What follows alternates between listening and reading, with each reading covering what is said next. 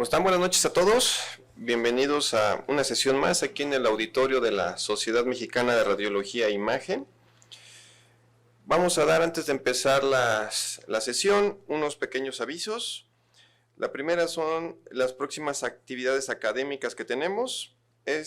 Primero es el sexto curso de actualidades 2023, curso integral de imágenes en oncología. Este está organizado por el Colegio Interamericano de Radiología y las sedes en el Hotel Fiesta Americana Coral Beach en Cancún. Esto va a ser del 29 de junio al 1 de julio, todavía alcanzan algunas de las cuotas reducidas y las inscripciones las pueden ver en la página de Servimed, www.servimed.com.mx, y ahí viene mucho el catálogo que tienen de los cursos ahí en Servimed. Entonces nada más hay que buscar el del CIR, que ya han estado recibiendo información. Nuestro siguiente curso es el curso de nosotros, es el clásico curso de ultrasonido, que este va a ser otra vez en el Hotel Marquis Reforma, es del 28 al 30 de septiembre. Las inscripciones se pueden encontrar en la página de la Sociedad Mexicana, que es www.smri.org.mx. Acuérdense que se inscriben más pronto, les sale más barata la inscripción. Si son socios de la sociedad, les sale más barato que si lo pagaran siendo no socios. Entonces aprovechen los beneficios de ser parte de la sociedad y también estén al pendiente todos los que mandaron sus resúmenes de trabajo electrónico, porque ya se va a dar el veredicto de los jueces de que quienes iban a participar. Entonces, para que puedan mandar el resto del trabajo. Ya ven que ahorita fue solo el registro, ahorita ya es mandar el PowerPoint para que se pueda ya participar. Nuestras siguientes sesiones para el mes de julio es la sesión del día 3 de julio, nos va a dar el doctor Ricardo de Jesús Cárdenas Dagdag, que él es adscrito al Departamento de Resonancia Magnética de CT Scanner San Ángel, y nos va a dar el tema de pinzamientos de cadera. Y la tercera semana de julio, el 17, vamos a tener a dos ponentes donde van a exponer sobre todo los resultados de la beca Braco. Braco nos da una beca cada año para una rotación en Italia. Es una estancia de 2 meses, si no me equivoco. Y los doctores que nos van a dar la plática, el doctor Víctor Lara Ameca y el doctor Miguel Ángel Reyes Caldelas, van a hablar de qué fue su experiencia allá en Italia, van a dar un pequeño resumen de su tema que tuvieron que hacer. Recuerden que esto se da en las diferentes sedes. Cuando sale la convocatoria se avisa a los jefes de servicio de las sedes que tenemos aquí en la Ciudad de México para invitarlos a que participen. Ellos ahorita se fueron 3 ahorita a Italia. Evidentemente se suspendió por la pandemia, pero ya que se terminó la pandemia fueron y tuvieron su rotación. Sobre todo lo padre de esto es de que rotan en hospitales dependiendo del gusto de a dónde se van a derivar. Por ejemplo, el doctor Reyes, que es ex residente del Hospital General, él rotó en un hospital de intervencionismo, ¿no? Entonces, esta beca les da esa oportunidad de poder escoger un hospital donde tengan y se puedan desempeñar en lo que se quieren hacer más adelante. Entonces estén al pendiente cuando vuelva a salir la convocatoria para que puedan participar. Recuerden seguir a las redes sociales de la sociedad, en Facebook, en Instagram, nos pueden buscar como Sociedad Mexicana de Radiología e Imagen. En Facebook hay 2, una es de memes, entonces esa no es, y la otra sí es la oficial. Ahí donde van a encontrar los avisos, las convocatorias para becas y actividades que tenemos. Y la de Instagram, ahí sí no tenemos una de memes, entonces ahí sí es más sencillo. Y el canal de YouTube, porque todas estas sesiones se quedan ahí, si no pudieron verlas o se quedaron dormidos durante esta sesión porque vienen de posguardia, la pueden volver a ver. ¿Sale? Sin más, ya le doy la palabra a la doctora Cabanillas, que va a presentar a los ponentes de esta noche.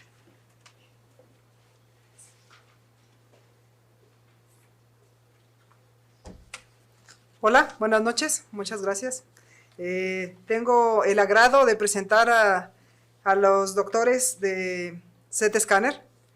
Cuando yo les platiqué acerca de esta sesión de alfabetización, la fellow, la doctora Gallego, me dijo: doctora, pues yo quisiera mostrarle a mis compañeros lo que ellos no hacen en sus sedes. Entonces, este día va a estar muy interesante porque vamos a abordar un tema vascular, un tema de cardio, un tema de corazón, que pues en algunos hospitales como residentes ustedes no ven esos temas. Entonces ellas quieren compartir, ellas tres, son las tres mujeres, vienen a compartir estos temas interesantes que van a aportar a lo que ustedes hacen en sus hospitales. Entonces vamos a darle la palabra, voy a presentarlas primero. Primero quiero presentar a la doctora Estefanía Gallego Díaz, ella es fellow de músculo esquelético, está haciendo el fellow ahí en CT Scanner.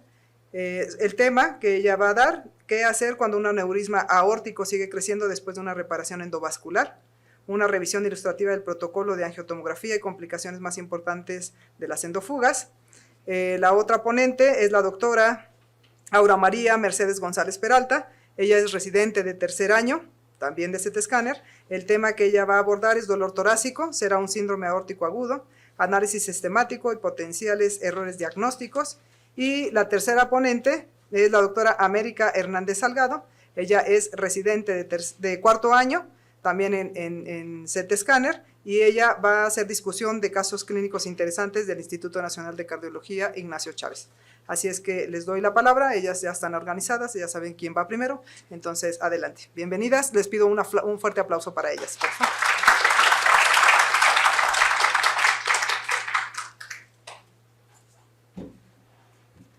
Muchas gracias por la presentación, buenas noches.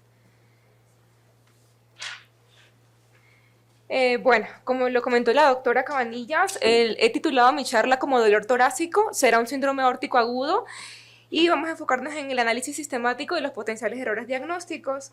Los objetivos a tratar hoy será revisar primero los sistemas de clasificación más utilizados de los síndromes aórticos, así como el espectro de estos, y describir la técnica, el protocolo de imagen que hacemos en el instituto, así como revisar cómo debe ser el análisis sistemático de los hallazgos por imagen para hacer un diagnóstico rápido y preciso que permita al clínico tomar decisiones urgentes. Entonces, quise enfocarlo como dolor torácico. ¿Por qué? Porque este es como el síntoma cardinal con el que se presenta el paciente en el contexto agudo al servicio de urgencias. Entonces, muchas afecciones, como bien sabemos, pueden causar dolor torácico. Puede ser cardíaco o no cardíaco, condiciones benignas o incluso condiciones que afectan la vida del paciente. Entonces, quizá en aquellos hospitales en los que no son centro de referencia para estas condiciones, el índice de sospecha puede no ser tan alto. Por eso, en el 2001, Villacosta introdujo el término síndrome aórtico agudo, refiriéndose a un grupo pues, heterogéneo de pacientes que cursaban principalmente con el llamado dolor aórtico. ¿Qué es el dolor aórtico? Un dolor torácico o lumbar intenso, agudo, pulsátil y o migratorio. Esto con el fin de que cuando lleguen estos pacientes a la urgencia tengamos sospecha de que, oye, puede ser síndrome aórtico agudo y ya considerar pues, los factores de riesgo del paciente. Entonces, esto es bien importante porque el pronóstico va a depender directamente del diagnóstico oportuno y del manejo adecuado. Entonces, ante cualquier sospecha, estos pacientes deberán ir a evaluación mediante imágenes no invasivas, como es la angiotomografía. Entonces, yendo ya como hacia la introducción, vamos a revisar un poco de la aorta. En sí es una gran arteria elástica cuya principal función es la conducción. Entonces la fisiopatología va a estar determinada por su microestructura. Bien sabemos que son 3 capas. Si nos vamos de adentro hacia afuera, la más interna es la íntima, que básicamente son células endoteliales dentro de una matriz de tejido conectivo. Luego, la segunda capa intermedia va a ser pues, la llamada capa media. En sí, lo importante de esta es que son al menos 50 capas alternadas de elastina y células de músculo liso. Y esto es como lo que le proporciona la distensibilidad a la aorta, que es fundamental para la función circulatoria. Y luego la capa más externa es la adventicia, que básicamente es tejido conectivo, fibroblastos, y bien importante para lo que vamos a checar, allí se encuentra lo que es la vasa vasorum y la nervi vasorum. Entonces, yéndonos ya a la anatomía segmentaria, a grandes rasgos vamos a poderla dividir en 5 segmentos, empezando con la raíz aórtica. La aorta se va a originar en la válvula aórtica a nivel del plano valvular. Luego vamos a tener los senos de Valsalva, que es donde se originan las arterias coronarias. Y por último, en este segmento tenemos la noción tubular, que es como una cintura o la parte más delgada. Luego, si seguimos pues avanzando, vamos a encontrar la aorta ascendente que se va a delimitar en su extremo pues distal hasta el origen del tronco brachiocefálico. Y el arco aórtico está definido básicamente por el origen de los troncos supraórticos hasta donde el extremo distal, donde se emerge la arteria subclave izquierda. Luego tenemos la aorta descendente que se delimita en su porción distal hasta el diafragma, y ya la aorta abdominal que termina hacia la bifurcación ilíaca.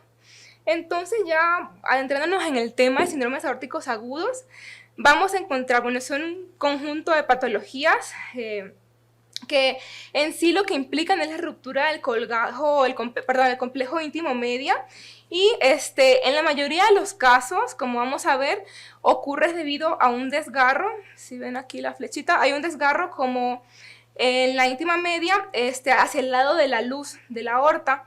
Entonces, cuando la sangre puede acceder a la capa media, se puede crear una luz falsa que separa la luz verdadera de la falsa por un flap. Entonces, como tal, como el síndrome que vamos a conocer más que todo es la disección. Sin embargo, el día de hoy, por cuestión de tiempo, vamos a revisar estos tres: el hematoma intramural y la úlcera aórtica penetrante. Para tenerlo en mente, también tener en cuenta que hacen parte del síndromes aórticos agudos el desgarro intimal limitado, las disecciones que son de causa traumática o iatrogénica, y el aneurisma aórtico torácico roto, ¿no? Entonces, en sí, todos estos síndromes van a compartir epidemiología y factores de riesgo. Se ha estimado que la incidencia llega a ser de 3.5 a 6 casos por 100.000 años persona, siendo incluso más alta en la población pues mayor, anciana. Va a ser más común en pacientes masculinos que femeninos, y todas las condiciones que van a predisponer a síndromes aórticos agudos, tanto adquiridas como genéticas, van a ser hipertensión, aterosclerosis, cirugía cardíaca o aórtica previa, vasculitis, trastornos del tejido conectivo como Marfan, Loeys-Dietz, Ehlers-Danlos, y también la valva aórtica bicúspide, ¿no? Entonces, ya empezando con nuestro primer síndrome aórtico, tenemos la disección. En sí, lo que ocurre, como les decía, es una ruptura del complejo íntima media y pasa sangre a alta presión hacia la capa media, catalizando como la separación de las capas y creando una luz falsa, como vemos en el diagrama, separada de la luz verdadera por un flap. O sea, lo definitivo que define disección es el flap. Entonces, este es el prototipo de los síndromes aórticos. Va a ser el más frecuente, hasta el 70 al 95% de los casos.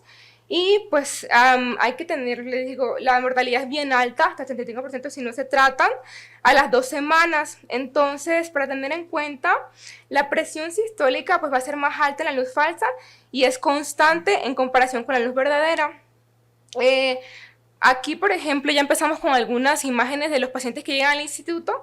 La primera corresponde pues a un corte axial hacia la arteria pulmonar, y vemos entonces la aorta ascendente y descendente, y alcanzamos a ver cómo hay dos luces con diferente atenuación, y ahorita vamos a ver cómo diferenciar la luz verdadera de la falsa. Y la segunda imagen es un corte como oblicuo sagital, donde vemos cómo se extiende desde la aorta ascendente, incluso vemos que hay afección de ahí de un tronco supraórtico, y se extiende hasta la aorta abdominal, ¿va? Entonces, ¿qué es bien importante? La clasificación. Hay dos sistemas que son bastante usados, entre esos el Stanford y DeBakey. Ambos se basan en la localización o la extensión de la disección. El que se ha correlacionado más con el pronóstico es el de Stanford. Básicamente es bien sencillo y es muy práctico como para que el clínico pueda tomar decisiones rápidamente. Entonces, Stanford A, como vemos en los diagramas, va a ser aquel que involucra la aorta ascendente, independientemente de si hay afectación distal o no, y Stanford B es cuando no se afecta al ascendente, básicamente. Y el de DeBakey pues ya nos habla más como de la extensión.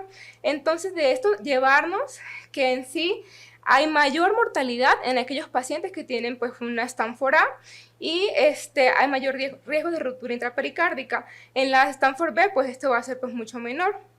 Entonces, no solamente la clasificación es aplicable a disecciones aórticas, también se puede aplicar a los demás síndromes aórticos. Este es, por ejemplo, un caso de pacientes diferentes con hematomas intramurales. Luego vamos a ver cómo se ven los hematomas. Esta primera imagen es un corte axial igual a nivel de la pulmonar, y vimos cómo se ve esta imagen aquí, pues en semiluna, hiperdensa, hacia la aorta ascendente, corresponde a un Stanford A, y en esta otra imagen solamente vemos afectación de la aorta descendente, correspondería a un hematoma intramural como síndrome aórtico agudo Stanford B, ¿vale? Entonces, las características de las luces falsa y verdadera, como les decía, va a estar determinada por los factores como la arquitectura tisular de la aorta y las fuerzas hemodinámicas. En sí, que pues siempre llevarnos y tener presente la propagación de la disección usualmente sigue un patrón como en espiral, ¿vale? Entonces esto es bien importante. Acá, por ejemplo, en esta reconstrucción, lo que les quería mostrar es un paciente con una disección igual Stanford A. Se ve esta pequeña línea tenue que corresponde como al flap y se extiende hasta hacia la aorta descendente. Esta luz más pequeña que se ve como hacia medial corresponde a la luz verdadera. Entonces eso es lo que vamos a ver. La luz falsa usualmente va a ser más grande, por lo que les digo que hay mayor presión, ¿no? Y por la propagación en espiral va a ser más lateral, usualmente la morfología es biconvexa. Y en cuanto a las densidades, usualmente podríamos encontrar que va a ser menor en la fase arterial y mayor en fases tardías, pero esto es variable, depende de los sitios de reentrada y también pues del tiempo en el que se haga la adquisición, ¿no? La luz verdadera, al contrario, usualmente va a ser más pequeña, está usualmente colapsada por la luz falsa. La disposición usualmente es medial, la morfología es semiluna y pues la densidad suele ser mayor en la fase arterial y menor en fases tardías. Otra cosa que que nos puede ser útil para diferenciarlas es el signo del pico, por ejemplo, que es este ángulo agudo formado entre la pared aórtica y el flap de disección, nos determina como la ubicación de la luz falsa. Y otro es el signo de la telaraña, que es esto que vemos aquí, como esas líneas más hipodensas que corresponden como las hebras de la capa media que se está aún como disecando, no se ha terminado de disecar. Entonces, eso en cuanto a disección. Siguiendo con nuestro segundo síndrome, tenemos el hematoma intramural. En sí, como su nombre bien lo dice, corresponde a un hematoma que está confinado dentro de la capa media de la pared aórtica, y aquí lo definitorio es que no hay un flap de disección, ¿vale? Se han descrito como varias patogénesis o etiologías. Primero se pensaba que correspondía a un sangrado de la vasa vasorum, o sea, en la adventicia, y que esto ocasionaba el hematoma. Sin embargo, ya en correlación con pacientes, quirúrgicos, también se han encontrado que hay microdesgarros muy pequeños de la íntima que no vamos a alcanzar a ver por imagen y puede ser la causa también de un hematoma intramural. En cuanto a incidencia, pues esto es mucho menor, apenas el 5 al 20% de los casos de síndrome aórtico agudo. Sin embargo, igual debemos tener sospecha alta porque se deben manejar y enfocar igual que una disección, ¿vale? Porque tienen igual riesgo de progresar a una disección clásica o incluso complicaciones como ruptura. Entonces, este es como el gráfico. Lo que vamos a ver en imágenes, aquí es bien importante, y luego lo vamos a checar en el protocolo, la fase simple. ¿Listo? Esto es lo que nos va a dar como la pista y el diagnóstico. Sin una fase simple va a ser casi que imposible, o sea, bien difícil de decir que es un hematoma intramural. ¿Por qué? Porque como lo veíamos anteriormente, lo vamos a ver como una hiperdensidad en semiluna en la pared aórtica. En los casos en los que haya, por ejemplo, pacientes con aterosclerosis, puede haber desplazamiento de las calcificaciones hacia medial, y cuando ya hacemos la fase arterial, entonces lo que vamos a ver es el engrosamiento focal de la pared aórtica sin un realce, ¿vale? Y no hay flap, eso es lo definitivo, porque en caso de que esto realzara, pues ya sería pues quizá una disección con una luz falsa que no está tan bien perfundida, ¿vale? Les pongo esto en amarillo como un dato pronóstico. Se ha encontrado que cuando lo medimos en el plano axial, el hematoma, y el grosor es mayor a 10, hay mayor riesgo de progresión, disección o ruptura. En cuanto a la úlcera aórtica penetrante, es el tercer síndrome que vamos a ver pues hoy. Corresponde a una placa aterosclerótica ulcerada, usualmente afecta a la lámina elástica interna, y lo que hace es que va excavando a través de la pared aórtica, como vemos en el diagrama, y lo que condiciona es como una remodelación y un engrosamiento de la pared, llevando como a que se vea una protuberancia como externa o suave. Esto es menos frecuente, corresponde a menos del 5% de los casos y va a ser más común tanto en el arco como en la aorta descendente. Aquí es bien importante en los antecedentes del paciente y factores de riesgo, siempre debe haber placa ateromatosa presente, eso es lo definitivo, ¿vale? Puede haber hematoma intramural asociado y también puede haber progresiones, por eso es que hace parte como tal de los síndromes, pero hay que ser bien cautelosos con esto porque podemos encontrar úlceras aórticas penetrantes en pacientes asintomáticos. Entonces eso ya no es un síndrome aórtico agudo, como les digo, nuestro síntoma cardinal es el dolor y los síntomas. Pacientes que tienen úlceras sin dolor, pues definitivamente será algo más crónico, no tiene que ser algo agudo necesariamente. Sin embargo, si se presenta dolor de nuevo en el paciente, o sea, como un síntoma pues nuevo, habrá que considerar si es un proceso agudo sobre crónico. ¿Listo? Entonces, esto es otro caso del instituto. Es una paciente femenina de 72 años que viene en seguimiento por un aneurisma de aorta abdominal y se encontró estos hallazgos en las imágenes de su tomografía. La primera corresponde a un corte axial, como hacia el arco, y vemos como esta protuberancia, como les decía, suave. Aquí estas imágenes coronal y sagital son determinantes porque vemos la carga pues, aterosclerótica. Y la reconstrucción pues está bien como demostrativa, ¿no? de lo que ocurre como tal en la pared de la aorta. Aquí está como al nivel, en el arco, a nivel de la emergencia de la subclavia izquierda, correspondía a una úlcera aórtica penetrante. Entonces ya luego de haber revisado como tal los diferentes síndromes, en sí el diagnóstico por imagen va a ser, ya vemos que esencial, o sea el diagnóstico lo hacemos los radiólogos, entonces hay que decirle al clínico pues con precisión qué tipo de síndrome es, la magnitud y si hay complicaciones. De todos los métodos, en el contexto agudo, la tomografía es la modalidad de elección, tiene una buena sensibilidad y especificidad y aparte nos ayuda a diagnósticos diferenciales. Si es que no tuviera síndrome aórtico agudo, bueno, podemos ver qué otra causa o qué otra podría ser los síntomas la causa de los síntomas del paciente. Aparte que está ampliamente disponible y que la adquisición es bastante rápida.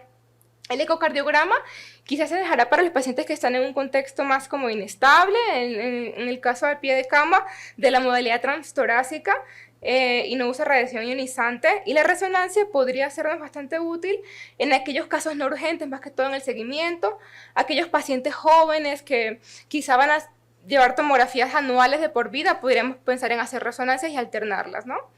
Entonces, nuestro protocolo en el instituto básicamente es obtener imágenes de toda la aorta, desde la base del cuello hasta debajo de los trocánteres menores, y va a ser pues simple y arterial en los mismos, en la misma cobertura anatómica.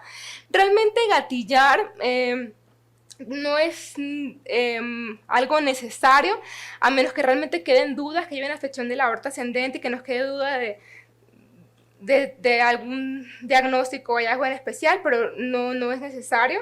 Y la dosis que usamos de contraste es a 1 centímetro cúbico por kilo, a un caudal de 4 a 5 centímetros cúbicos segundos, luego siguiendo con un bolo de solución salina aproximadamente 40 centímetros cúbicos. Usamos el bolus tracking o seguimiento de bolo y usualmente colocamos el rollo en la aorta diafragmática. Hemos visto con el cambio de equipo que ya los escáneres más rápidos a veces le ganamos al contraste, entonces pensar también eso y ver qué equipo tenemos y si es necesario colocar nuestro ROI más abajo o ir pues ya conociendo nuestro equipo y de eso definir nuestro protocolo. Entonces, en sí, en cuanto al análisis sistemático, básicamente es como esa mnemotecnia que propuso Murillo en el 21 en el Radiographics para que no se nos pase nada. Vamos a hacerlo bien rápido porque es algo extenso. La primera, la D, corresponde a disección. Entonces básicamente es ver en el corte axial la imagen, ¿no? Y definir, bueno, hay un flap, afecta la aorta ascendente o no, y decir el Stanford, básicamente a eso corresponde. La I corresponde a evaluar el desgarro intimal. Usualmente lo logramos hacer evaluando bien el flap y también hay que anotar los sitios de reentrada. Usualmente aquí les anoté con amarillo igual. Si es un flap que está hacia la curvatura interna y es mayor a 10 milímetros, también tiene peor pronóstico para tenerlo en cuenta. Este fue un caso, por ejemplo, de igual de una disección con un flap hacia la curvatura interna, lo que hace es que puede progresar hacia retrógrado, hacia la aorta ascendente y convertirse en un Stanford A. En cuanto al tamaño, bueno, siempre en el plano ortogonal es esencial. Si es que no podemos hacer reformateos, básicamente en el plano axial, el mejor diámetro que veamos, y siempre reportar el diámetro más amplio. En la aorta descendente, nuestro factor pronóstico va a ser 22 milímetros, peores resultados. En cuanto a la segunda S y a la E, básicamente es la extensión de la disección y donde termina. Entonces, por ejemplo, este es otro caso del instituto, donde vemos que ya se ven afectados los troncos supraórticos, afecta la aorta ascendente, aorta descendente, ahí hay afección de la aorta abdominal, y hasta ahí pues ya no se ve que haya más afección distal. Entonces, siempre detallar en nuestro reporte la extensión, ¿no? En cuanto a complicaciones, bueno, pues son muchísimas. Esto es importante decirle al clínico porque va a determinar el tipo de intervención, cirugía o TEVAR. Entonces, por ejemplo, este es un caso de ruptura aórtica, esto es un caso de hemopericardio, la atenuación fue de 59 unidades Hounsfield, y esto ya también puede haber malperfusión de órganos, aquí hay un infarto renal. Y también hay que evaluar muy bien la trombosis y la luz falsa. Usualmente el mejor pronóstico es cuando la luz falsa se trombosa, es como si se autoexcluyera. Y el peor pronóstico es cuando hay una trombosis parcial. Por ejemplo, es un caso de un paciente, se sometió a una SATEVAR y hay trombosis y la luz falsa como en segmentos y es variable, ¿no? También hay que reportar eso. Y en cuanto a la inspección de la luz falsa y verdadera, hay que evaluar el grado de disección de la íntima y la complejidad. Por ejemplo, este es un caso recién que llegó, es muy interesante. Fue una Stanford B, se sometió, bueno, le llevaron a endoprótesis, le colocaron la endoprótesis, y luego de la cirugía vemos aquí el flap, como hay un desgarro del 100, o sea, circunferencial del 100%, y lo más llamativo es cómo ese flap se introduce hacia el tronco celíaco, o sea, hay una intussuscepción íntimo-intimal y también hacia la arteria mesentérica superior, ocasionando oclusión estática y malperfusión de órganos viscerales. El paciente pues tuvo un mal desenlace. Esto es otra cosa que también quería como enseñarles, ya vamos a acabar. El flap va cambiando en su morfología y grosor a lo largo de la evolución. Cuando es agudo van a ser desgarros más como flap más móviles y más delgados, y a medida que progresan van a ser flaps más gruesos y más inmóviles, ¿no? Entonces esto como un paciente que se hizo seguimiento, la cirugía, y vemos en las diferentes imágenes cómo el flap va cambiando la morfología y el grosor. Eso nos puede hablar mucho de la cronicidad, ¿ok?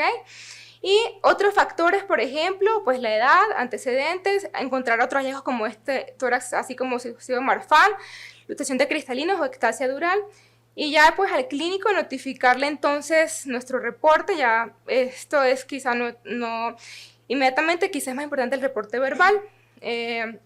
Errores diagnósticos en equipos tan rápidos como los que hay actualmente, artefactos de flujo. Por ejemplo, este es un paciente que fue un protocolo TEP realmente, pero vemos como esta columna aquí heterogénea más hipodensa, que en la fase más tardía se resolvió, no correspondía a un flap, ¿vale? No confundirnos y ser cautelosos. También contraste en tercer espacio en pacientes con falla renal o contextos inflamatorios. Cuando hay hiperatenuación de los derrames, se le hizo una tomografía previa y nada más que se extravasó el contraste, pero no correspondía ni a un hemotórax ni a ninguna otra complicación. Y los artefactos de movimiento, nada más cuando haya dudas, realmente considerar si es necesario gatillar y pues hacerlo, ¿no? Básicamente sería eso lo que tendría por compartirles. Muchas gracias.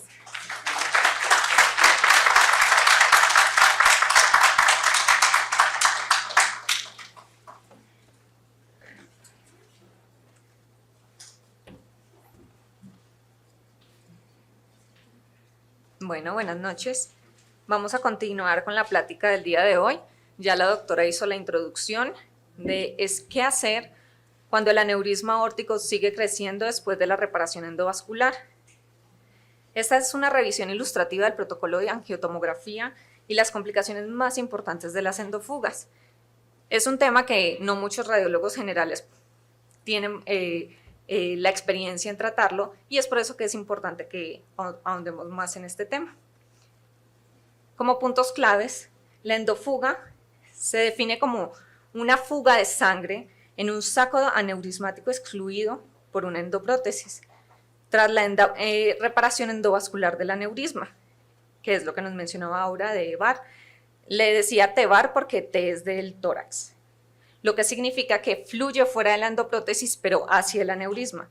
Bien importante aquí, es un punto clave porque, aunque todos pensemos que es obvio que se trata de un procedimiento endovascular, cuando nos llegan pacientes remitidos a el Ignacio Chávez, en ocasiones hemos visto que ponen en reportes complicaciones de procedimientos quirúrgicos. Son pacientes que no se les hace cirugía abierta, que se les hace un abordaje por cateterismo, y es de ahí que conllevan las complicaciones. Explicar la importancia de un diagnóstico oportuno en este grupo de pacientes, ilustrar de forma detallada cómo hacer un informe adecuado, revisar las consecuencias de una endofuga y su implicación en la morbimortalidad del paciente y simplificar la evaluación por imágenes en estos pacientes. Este fue un trabajo que hicimos a la RCNA en conjunto y es por eso que lo estamos presentando hoy en día aquí. ¿Qué es una endofuga? Ya se las mencioné, pero lo más importante es saber que es una de las complicaciones más comunes que tiene el EVAR. Se ha demostrado que hasta un 15 a un 52% de los pacientes que se someten a estos procedimientos tienen endofugas, es decir, es una complicación que nosotros vemos constantemente en el instituto. EVAR se define como el tratamiento guiado por imágenes, generalmente lo hace el hemodinamista, de un aneurisma aórtico mediante el uso de un stent. La endofuga representa una de esas limitaciones del procedimiento. Y la vigilancia por imágenes de por vida de los pacientes después del EVAR es fundamental para detectar endofugas, en beneficio de del paciente y de determinar el rendimiento a largo plazo de estas endoprótesis. Estas son imágenes en volumen rendering en 3D, donde vemos cómo se ve una endoprótesis normal de la aorta descendente. Esta es una endoprótesis que le llaman en pantalón, que es de aorta abdominal y de ambas ilíacas. El objetivo del EVAR es prevenir el agrandamiento y rotura del aneurisma, y la clave para el diagnóstico y evaluaciones precisas siempre es con imágenes multifásicas mediante angiotomografía. En estos pacientes es bien importante conocer qué tipo de endoprótesis le pusieron, ya que también, dependiendo del modelo, vamos a encontrar diversas complicaciones y saber cuántas le pusieron. En ocasiones no nos dan esos datos clínicos y es ahí donde las reconstrucciones 3D nos van a ayudar más que los reformateos multiparamétricos. Las indicaciones del EVAR son múltiples, les voy a mencionar acá varias. Es un procedimiento mínimamente invasivo, entonces va a ser una alternativa terapéutica a la cirugía abierta, dado los excelentes resultados que tiene en cuanto a morbimortalidad en el tiempo quirúrgico. Pero, ¿cuáles son las complicaciones? Migración, trombos de las ramas, embolización distal, infección o endofugas. El stent es un tubo de tela y malla de alta tecnología que se expande dentro de la aorta y se fija en su lugar para formar un canal estable del flujo sanguíneo. Durante el procedimiento no se extrae el aneurisma, bien importante conocerlo, porque si seguimos viendo el aneurisma no quiere decir que quedó mal hecho el procedimiento, es que solamente estamos poniendo la endoprótesis para excluirlo. Es un procedimiento menos invasivo, con tiempos de recuperación más rápido, es por eso que pacientes ancianos, pacientes que tengan más complicaciones o más riesgo de morbilidad y mortalidad en un procedimiento abierto se van a beneficiar. Por otro lado, la reparación abierta, pues ya ven, dura más y no requiere exploraciones de seguimiento ni procedimientos adicionales. Es decir, pacientes jóvenes, pacientes que se beneficien de que a largo plazo no lo tengamos que estar siguiendo tanto, va a ser mejor hacer una reparación abierta. La tasa de complicaciones tras EVAR es del 16 al 30% en general. La angiotomografía es el estándar de referencia para la vigilancia post-procedimiento de este tipo de procedimiento, y el conocimiento de los dispositivos implantados va a permitir una adecuada interpretación, que es lo que les estaba mencionando. Se pueden dividir las complicaciones en complicaciones relacionadas con el dispositivo y complicaciones sistémicas. Las más comunes son las relacionadas con el dispositivo. ¿Y cuáles de estas son las más comunes? Endofuga y migración. Debemos de tener en cuenta también la elegibilidad para la EVAR, porque el clínico es el que va a tomar la decisión de qué tratamiento va a llevar su paciente, pero la imagen es la que le va a dar la pauta. Y si nosotros no interpretamos bien la imagen, probablemente el médico también va a cometer un error al someter a su paciente o a una cirugía o a una endoprótesis. Pacientes que tengan diámetros de aneurisma mayores de 5 a 5.5 o que tengan un aumento de tamaño más de 5 milímetros en un intervalo de 6 meses y más de 10 milímetros por año son candidatos a hacer endoprótesis. Pero ojo, el diámetro del aneurisma debe ser menos de 7 centímetros. Los pacientes que tengan síndrome aórtico agudo Stanford B, Stanford A no es candidato a endoprótesis. Ya les voy a comentar en un momento por qué. Los pacientes mayores de 80 años, obesos, diabéticos, en disfunción cardíaca y tantas comorbilidades que pueden tener que les aumentan el riesgo quirúrgico. Y entonces aquí la angiotomografía previa es la que va a permitir definir la morfología del aneurisma y la planificación previa del procedimiento. Las características anatómicas del aneurisma son que el diámetro del saco sea menor de 7 centímetros, que las arterias ilíacas, ¿por qué tan importante? Y porque cuando nos pidan un protocolo de aorta debemos de hacerlo completo, porque va a ser el abordaje. Puede tener un aneurisma aórtico candidato a ser elegible a endoprótesis, pero si tiene una dolicidad marcada de las ilíacas, tiene enfermedad oclusiva, tiene un diámetro inadecuado, no va a ser elegible. Y además, ellos crearon, para enfatizar la importancia de la evaluación del cuello proximal, un sistema de puntuación del cuello aórtico, que es que el cuello debe tener más de 15 milímetros de longitud, menos de 30 milímetros de diámetro, menos de 60 grados de angulación y un trombo mural menor de 2 milímetros si es que lo tiene. A veces no nos tomamos el tiempo de hacer la evaluación del cuello aórtico, pero es importante en este tipo de pacientes. Como contraindicaciones, que aquí yo eso sí lo dejo muy dependiente de cada institución, porque cada institución y cada experiencia define qué tipo de contraindicaciones van a tener. Entonces, como las que mencionaban en los principales artículos y que hemos visto nosotros, son aneurismas aórticos que afectan a las principales ramas aórticas, angulación corta, cónica o un ángulo mayor de 120 grados del cuello proximal, presencia de trombo en la zona de anclaje proximal, una arteria mesentérica inferior crítica y una enfermedad oclusiva significativa y tortuosidad de los vasos ilíacos. ¿Por qué? Porque la endoprótesis no va a pasar por ahí. ¿Cuáles sí son contraindicaciones absolutas? Pacientes como los ejemplos que les estoy mostrando. Pacientes donde ya tenemos un aneurisma aórtico roto, pero he visto en la literatura que en ocasiones aneurismas aórticos rotos les ponen endoprótesis, pero no son pacientes como los que estamos viendo aquí. Son pacientes estables, son pacientes que no tienen hemoperitoneo masivo, como este que estamos viendo a la derecha, que tenía 1900 cc. Entonces aquí es claro también mencionarle al clínico cuál es el diámetro máximo, que en este paciente, por ejemplo, era 85 milímetros, ya no era igual elegible para una endoprótesis. Discontinuidad de calcificaciones, que era la que nos daba la pauta para decir que estaba roto, y pues ya el hemoperitoneo que estamos viendo ahí. Y en los videos estamos viendo claramente cómo era el tamaño del aneurisma y cómo estaba saliendo toda la sangre al exterior y generando un hemoperitoneo de 1900 cc. Pero además de lo que les he mencionado, es bien importante la clasificación, ya que cuando ya tenemos una endoprótesis, ya el tratamiento, en caso de una complicación, va a depender de qué clasificación tenga. Unas van a tener tratamiento conservador, otras van a tener tratamiento quirúrgico urgente. Es por esto que es bien importante saber qué clasificación le vamos a poner.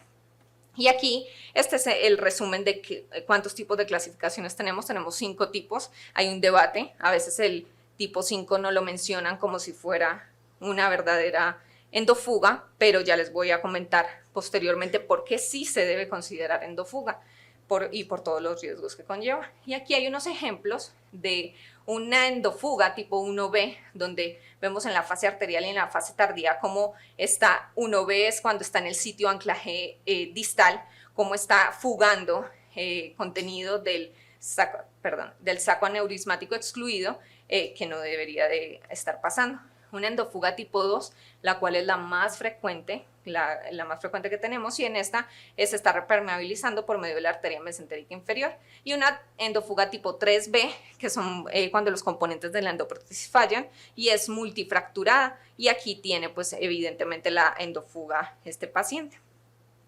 Y bueno, ya para mencionárselas una por una, La endofuga tipo 1 son fugas en sitios de unión. ¿A qué se debe esto? A sellado inadecuado. En sitio de anclaje proximal le ponemos A, sitio de anclaje distal B, y en oclusor ilíaco, cuando tenemos estas endoprótesis en pantalón tipo C. La endofuga tipo 2 sería una fuga a través de un vaso colateral, que esta generalmente es tipo A cuando es un vaso único, tipo B cuando son 2 o más vasos, y llena el saco del aneurisma a través de una rama. La tipo 3 son fugas a través de un defecto en el injerto como fracturas o agujeros.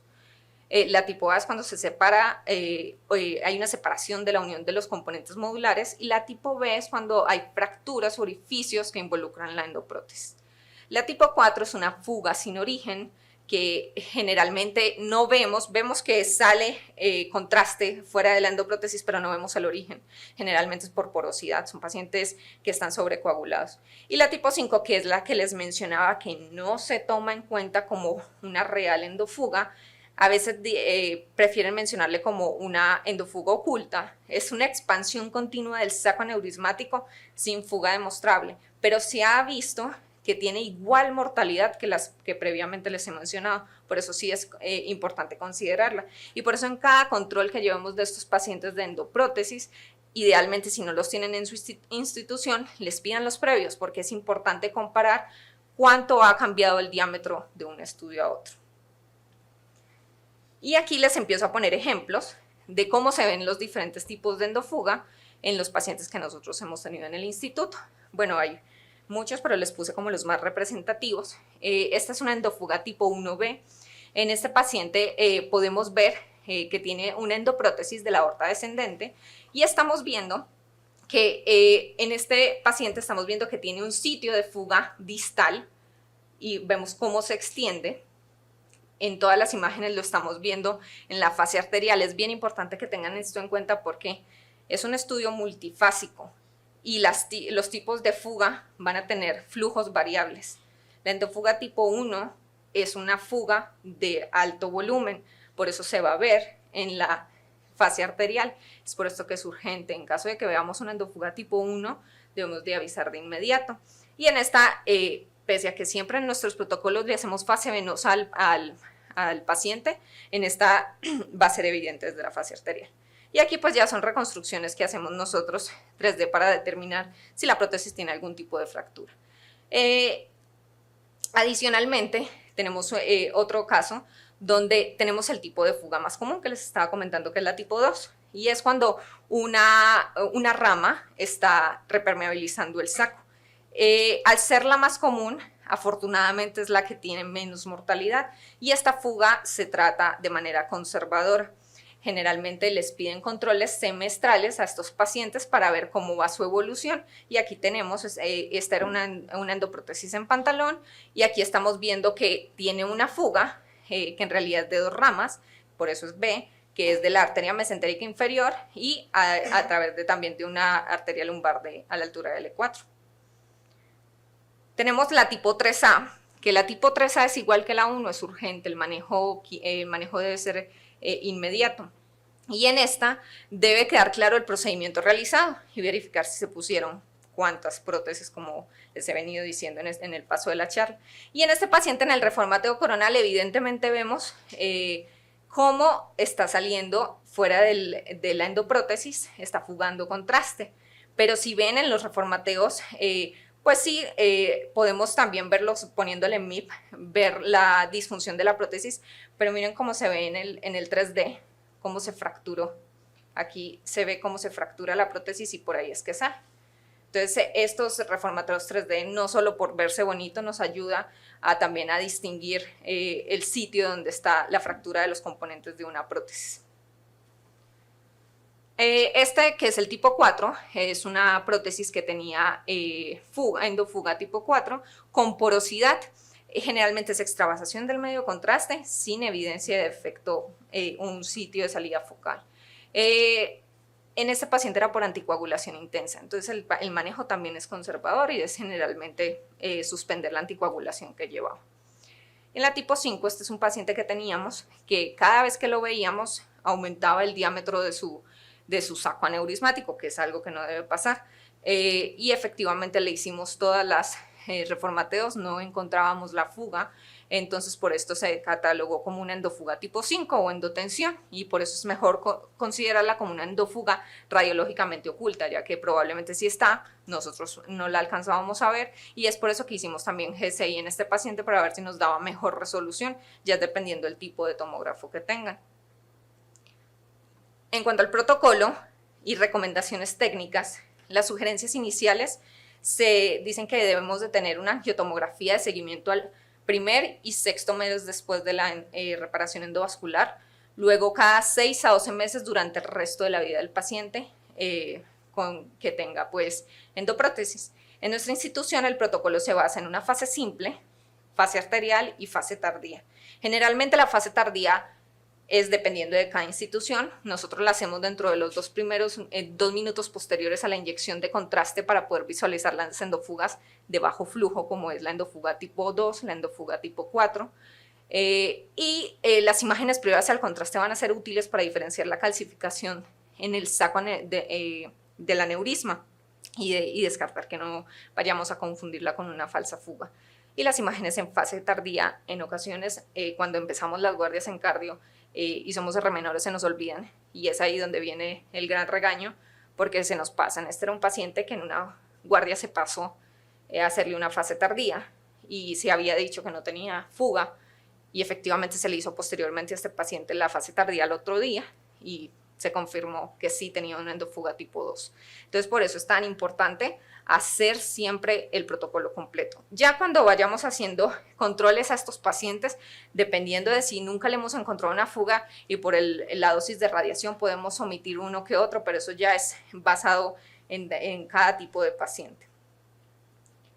El protocolo, también dentro de este podemos usar GCI, que es lo que les comentaba en pacientes que con endofugas tipo 5, que nos cueste muchísimo ver de dónde está saliendo la fuga. Esto nos va a ayudar muchísimo, además la atenuación que nos va a ayudar a tener en la aorta es magnífica, tenemos más de 1000 unidades Hounsfield, entonces nos va a permitir valorar cada tipo de fuga que podamos tener, por más pequeña que sea. Realizamos una fase sin contraste. En la simple generalmente son cortes de 3 milímetros, en la arterial es de 1 milímetro y en la fase tardía es de 1 milímetro también, porque esas son las fases donde vamos a encontrar los tipos de fuga y allí debe ser lo más milimétrico posible.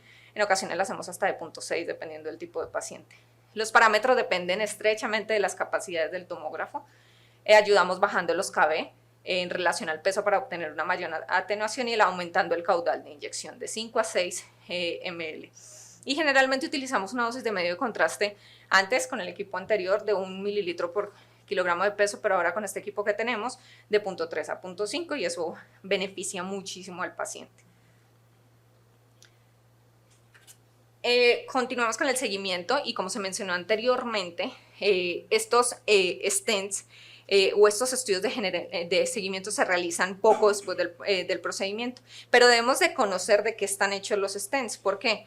Porque Aura comentó que podemos tener resonancia magnética. Aquí les digo, bueno, sí, en estos pacientes como les hacemos tantos estudios, en ocasiones vamos a decir tanta radiación, le hacemos una resonancia, ¿será que le disminuimos? Pero dependiendo del material que tengan de su prótesis, es bueno que se comuniquen con su clínico, va a tener mucho artefacto y no nos va a dar un diagnóstico adecuado. Entonces, por eso debemos de conocer qué materiales utilizamos y qué calidad de imágenes vamos a tener. Incluso el ultrasonido en pacientes delgados ha demostrado ser efectivo. Las medidas y el volumen del diámetro del aneurisma se comparan normalmente con las medidas de imágenes anteriores. Idealmente preferimos que sean imágenes institucionales para que las midamos en el mismo lugar que las medimos antes, porque ya ven que hay variabilidad interobservador y más si es en otra institución. Pero si pasa, con tal de que todos sepamos en qué lugares la debemos medir, va a estar perfecto. Y usar protocolos de baja radiación en estos pacientes cuando le hacemos angiotomografía. Cuanto al finalizar el seguimiento, quiero comentarles algo que es algo puntual de cada endofuga, y es que el desarrollo de una endofuga es el evento no deseado más común después de elevar. La razón principal por la endofuga tipo 1 es la selección inadecuada del paciente, en la mayoría de los casos. La tipo 2 no son complicaciones que dependen ni del tratante ni del paciente, son inherentes al procedimiento. Las tipo 3 están relacionadas con falla del injerto y no están bajo influencia directa del operador. Estos son por tipos de prótesis que generalmente eran de primera y segunda generación. Las tipo 4 no son verdaderas endofugas, pues porque estas son posterior a una sobreanticoagulación, y las tipo 5 depende de qué endofuga en realidad haya sido. Entonces se ha demostrado que las tipo 1 y las tipo 3 son factores de riesgo significativos de rotura traseval, y que les dije, la tipo 1 depende de la elegibilidad del paciente, y la elegibilidad del paciente, ¿quién la da? Los radiólogos cuando hacemos la imagen inicial. Entonces es por esto que es muy importante que lo tengamos muy presente en estos pacientes. Y ya, ¿cómo reportarlo? Hacemos reportes bien precisos. Este paciente tenía múltiples endoprótesis, un síndrome de Marfan. Tenemos que definir en dónde está la endofuga, hasta dónde se extiende y cuánto mide el saco aneurismático excluido. Y aquí les muestro lo que les he venido comentando en el paso de esta charla, pero ya no voy a seguir para que pueda continuar mi compañera con el resto de casos. ¿Qué es lo importante de las fugas? Las complicaciones que puede tener. ¿Por qué? Porque no solo es que tenga una fuga. Miren este paciente que está acá.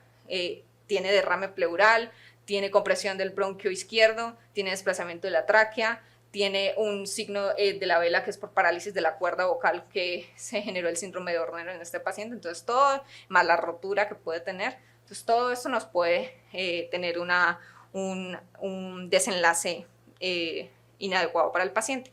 Y solo me queda un punto para comentarles que en esta ánfora, ¿por qué no lo usamos? Cuando afecta la raíz aórtica, se usa un procedimiento que es cirugía de Bentall y de Bono. La cirugía de Bentall y de Bono utiliza un tubo Bowendacron para reemplazar la aorta, ¿ok? Allí no hay endofugas, allí es una cirugía abierta, y allí reemplazan las arterias coronarias y ponen una prótesis mecánica. Es por eso que cuando vean un tubo Bowendacron en una raíz aórtica, digan, no, esto no es una endoprótesis, esto más bien es un tubo Bowendacron. Pero bueno, ya pasamos con mi compañera a los casos.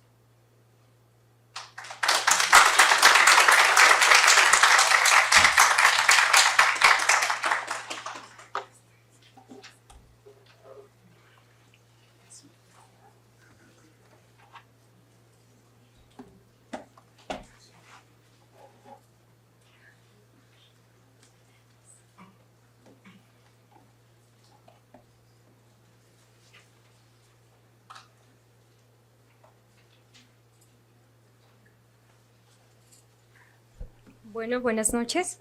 Ya para último, vamos a cerrar la sesión del día de hoy con algunos casos clínicos, que la verdad es bastante difícil elegir entre todos los pacientes que recibimos día a día en el instituto los más interesantes. Sin embargo, pues me tomé en la libertad de poner los 3 principales, espero que sean de su agrado. El primer caso clínico es un paciente masculino de 78 años de edad que inicia de manera súbita con dolor referido en la región del epigastrio que se le irradiaba al tórax anterior y posterior. Este paciente ya de manera, mientras lo interrogábamos directamente, pues refirió que le habían hecho una endoscopía apenas 2 días antes de que llegara al instituto. Entonces, del lado de su izquierda les puse la fase simple, que primero es la que vamos a visualizar. Si alguien del auditorio quiere participar con el caso, por favor levante la mano. Esa es la fase simple.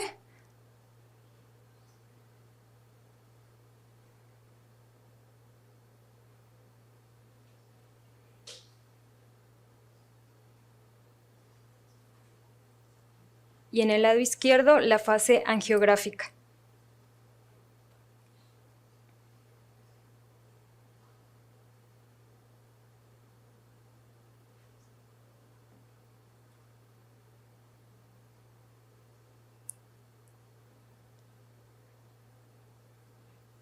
Con estas imágenes, algún diagnóstico presuntivo que quiera mencionar? Levante la mano. Martín, ¿qué te parece? Si me ayudas.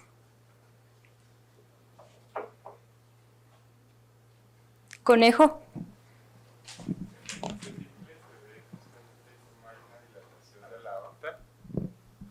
En la fase simple se ve una dilatación de la aorta descendente así como también en la parte del esófago, también se ve que está aumentado en el calibre.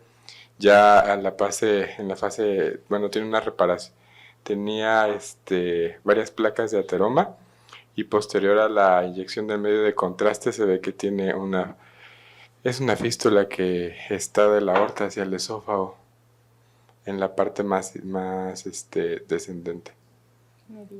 Muy bien, muchas gracias. Bueno, este paciente se trata de un aneurisma de la aorta ascendente asociado a una úlcera penetrante que tuvo una ruptura contenida directamente a nivel del mediastino visceral. Como bien lo mencionó el compañero, pues prácticamente el aneurisma se rompió debido a la úlcera penetrante y pues toda la sangre drenó hacia el esófago.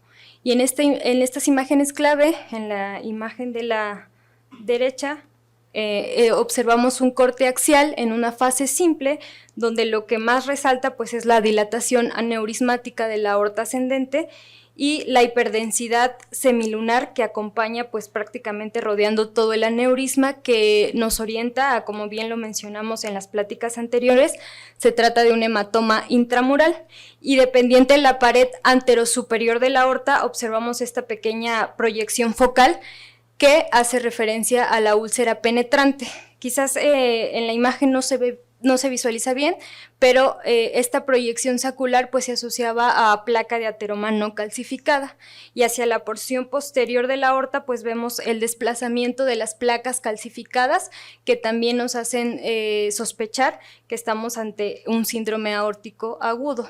Y en la imagen de en medio, ya en la fase angiográfica, en un reformateo sagital oblicuo, pues se puede evidenciar la importante ateromatosis del paciente, de predominio mixta, con placas no calcificadas y placas calcificadas que se distribuyen de manera difusa, y hacia la porción descendente pues observamos la dilatación fusiforme de la aorta, y dependiente de la pared anterior observamos esa proyección sacular, que es la úlcera penetrante. En el reformateo volumétrico pues vemos la cantidad de enfermedad ateromatosa difusa que tenía el paciente. Y en este reformateo coronal oblicuo, pues lo que quiero que ustedes tomen en consideración es que en la porción proximal del esófago todavía se delimita la pared. Sin embargo, conforme vamos descendiendo a nivel del aneurisma y de la proyección sacular o de la úlcera penetrante, pues existe una pérdida de la interfaz. Ya no somos capaces nosotros de diferenciar dónde está la pared del esófago y dónde quedó la pared del aneurisma, y esto pues es secundario a la ruptura de la misma úlcera. En la imagen B, lo que más llama la atención es esa formación de nivel líquido-líquido que se hace a nivel del esófago proximal, donde hacia la pared anterior pues observamos ese engrosamiento hiperdenso que daba densidad sugestiva de restos hemáticos, y hacia la porción declive pues un contenido más hipodenso. Y si vamos descendiendo más inferiormente, pues a nivel del tercio medio del esófago, prácticamente donde justamente se origina la úlcera penetrante, ya no somos capaces de delimitar la pared esofágica y la pared del aneurisma. Y en esta imagen en una ventana para pulmón, lo que quiero ejemplificar pues es el desplazamiento e incluso la oclusión total, bueno, casi total, del bronquio principal izquierdo, secundario a la dilatación aneurismática, que como bien lo mencionamos, pues es importante también tener en consideración las múltiples complicaciones que estos pacientes llegan a presentar. Y en la imagen E, en la imagen inferior, el mismo aneurisma condiciona disminución en el calibre de las venas pulmonares, así como su desplazamiento, ¿no? Que eso también juega un papel importante en cuanto a la hemodinamia se refiere.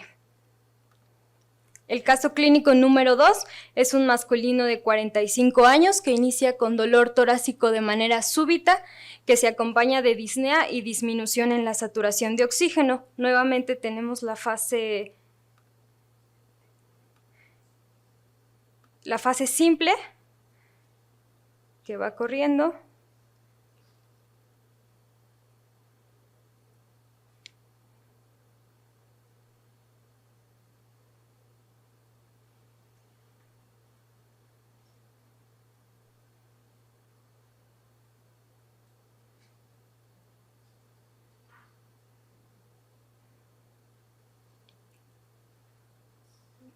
y la fase angiográfica.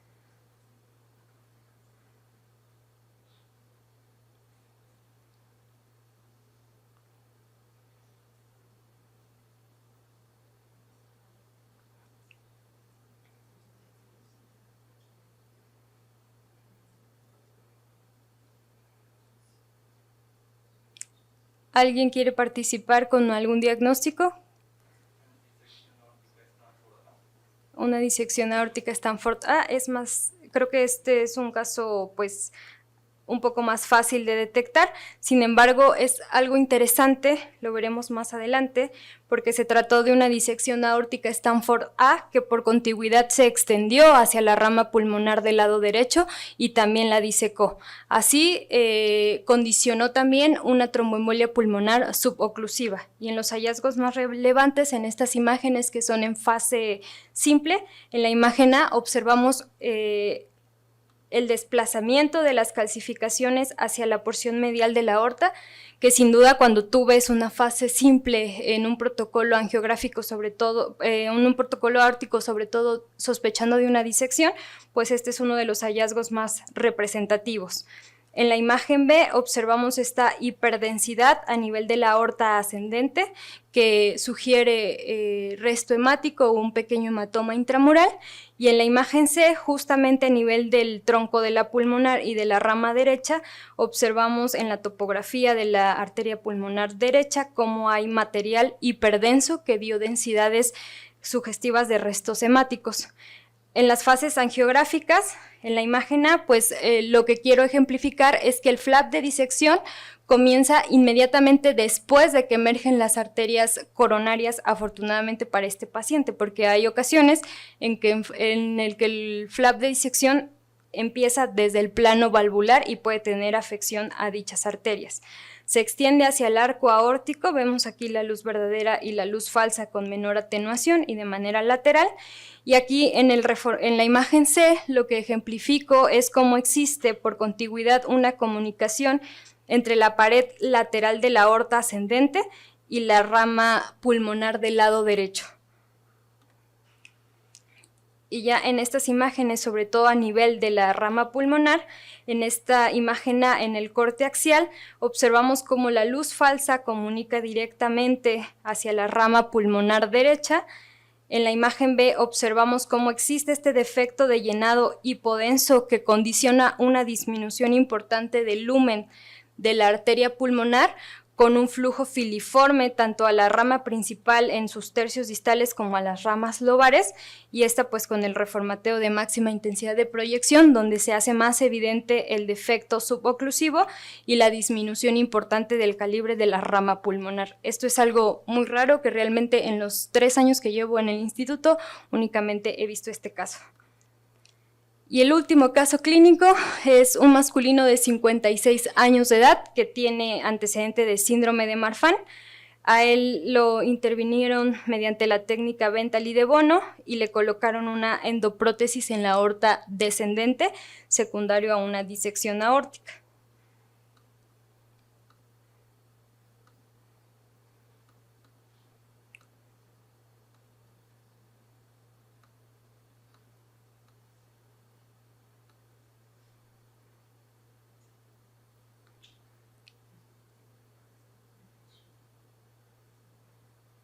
¿Alguien que quiere participar?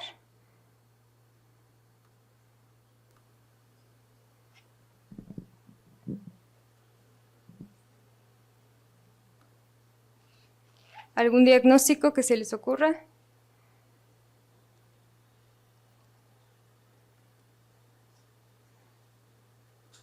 Bueno, se trata de un paciente que tuvo una endofuga tipo 3B, en donde en la imagen A observamos pues la pérdida total de la morfología esperada en cuanto a la endoprótesis se refiere. Vemos cómo los struts del mismo están multifragmentados e incluso migrados hacia la porción inferior y medial. En la imagen B es un corte coronal donde se evidencia aún más la fragmentación de la endoprótesis, y en los reformateos ya volumétricos pues observamos la pérdida de la morfología normal, la fragmentación de la endoprótesis, y esto pues se asocia a un aneurisma que obviamente por la endofuga pues siguió aumentando de tamaño, ¿no? Entonces esto se queda como una endofuga tipo 3B. Y pues bueno, por nuestra parte ha sido todo. Les agradecemos su atención y su participación. Muchas gracias.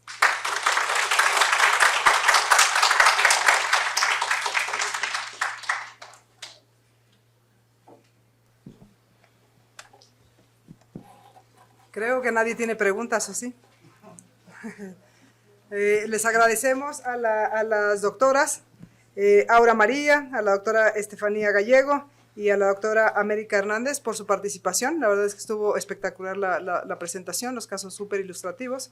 Espero que, bueno, esto nos da la pauta para que los que se quieran dedicar a cardio, saben que es otra alta especialidad, hay que dedicarle tiempo para aprender esto. La verdad es que no está nada sencillo, pero bueno, les damos otro fuerte aplauso a las tres ponentes. Muchas gracias y les vamos a hacer entrega de su reconocimiento a la doctora Aura. Doctora Aura, muchas gracias. A la doctora Estefanía Gallego. Y aquí tengo a América Hernández. Muchas felicidades. Bueno, pues les agradecemos por estar aquí. Gracias, de verdad. Ustedes enriquecen la sesión. Y también a aquellos que nos ven por vía streaming, muchas gracias también por su participación. Los esperamos la próxima, en 15 días creo es la siguiente sesión. Bueno, los invitamos a que pasen a degustar el ambigú. Adelante.